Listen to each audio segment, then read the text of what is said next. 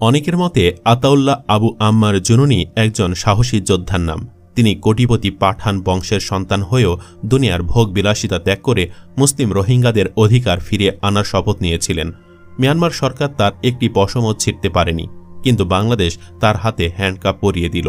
যদিও সরকারের পক্ষ থেকে বলা হচ্ছে রোহিঙ্গা নেতা মহিবুল্লাহকে শেষ করে দেওয়ার পেছনে দায়ী আতাউল্লাহ, যে মহিবুল্লাহ রোহিঙ্গাদের মিয়ানমারে ফেরানোর জন্য অক্লান্ত পরিশ্রম করে যাচ্ছিলেন।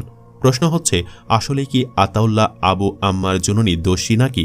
তাকে গ্রেফতার করে সরকার কি উচিত কাজ করেছে, নাকি এই সরকার কারো উস্কানিতে পা দিয়ে আতাউল্লাহকে গ্রেফতার করে ভুল করল? আতাউল্লাহ অনেকের কাছে এত জনপ্রিয় বা কেন? এসব অতি গুরুত্বপূর্ণ বিষয়ে আলোচনা করব আমাদের এই ভিডিওতে। বিস্তারিত জানতে ভিডিওটি না টেনে শেষ পর্যন্ত দেখতে থাকুন। প্রথমে বাংলাদেশ সরকারের দৃষ্টিভঙ্গি সম্পর্কে কিছু কথা বলবো, কেন তাকে গ্রেফতার করা হলো সে বিষয়ে। এরপর কথা বলবো আতাউল্লাহকে গ্রেফতার করা আসলে ঠিক নাকি ভুল। সরকারের পক্ষ থেকে কিছু বলা হয়নি, তবুও একটি বিষয় পরিষ্কার যে কেন তাকে গ্রেফতার করা হলো। মনে করা হচ্ছে 2021 সালের 29 সেপ্টেম্বর কক্সবাজারের কুতুপালং রোহিঙ্গা ক্যাম্পে নিহত হন আরশাক Rohingya society for peace and human রাইটসের চেয়ারম্যান মহিবুল্লাহ। মহিবুল্লাহ ছিলেন রোহিঙ্গাদের জন্য সবচেয়ে ভাইটাল ভয়েস।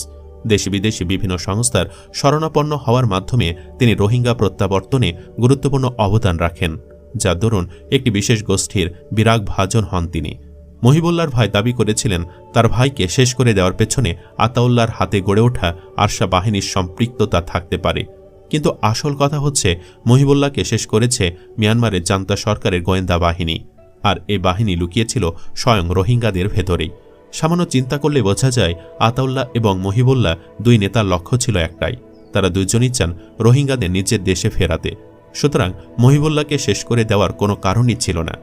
এবার আসি দ্বিতীয় পয়েন্টে। অনেকেই বলে থাকেন আতাউল্লাহ হচ্ছেন মিয়ানমারের জান্তা বাহিনীর একজন এজেন্ট। তার বিরুদ্ধে এও বলে দোষারোপ করা হয় যে আতাউল্লাহ নাকি মিয়ানমার বাহিনীর সাথে রোহিঙ্গাদের দ্বন্দ্ব বাঁধিয়ে তাদেরকে সে দেশে থেকে বিতাড়িত করেছে। হ্যাঁ, বাংলাদেশের প্রেক্ষাপটে চিন্তা করলে এ দাবি সত্য। আতাউল্লাহর আরশা বাহিনী যদি জান্তা বাহিনীর বিরুদ্ধে অস্ত্র না ধরত, তাহলে আজ হয়তো রোহিঙ্গারা বাংলাদেশে আসত না, কিংবা এদেশের বোঝাও হতো না। কিন্তু রোহিঙ্গাদের স্বার্থের কথা চিন্তা করলে আতাউল্লাহ সঠিক পথে ছিলেন। তিনি 75 বছর ধরে নির্যাতিত রোহিঙ্গাদের স্বার্থ আদায়ে কাজ করেছেন। এখন মিয়ানমার সরকার যদি রোহিঙ্গাদের সে দেশ থেকে বের করে বাংলাদেশে পাঠিয়ে দেয়, সেই দায়িত্ব আর আতাউল্লাহর না। এখানে আরেকটি কথা না বললেই নয়, রোহিঙ্গারা এদেশে প্রবেশ করতে পারত না। হয়তো রাখাইন রাজ্যেই তাদেরকে নিশ্চিহ্ন করে ফেলা হতো যদি না হাসিনা সরকার তাদেরকে এদেশে প্রবেশের অনুমতি দিত। বাংলাদেশে রোহিঙ্গাদের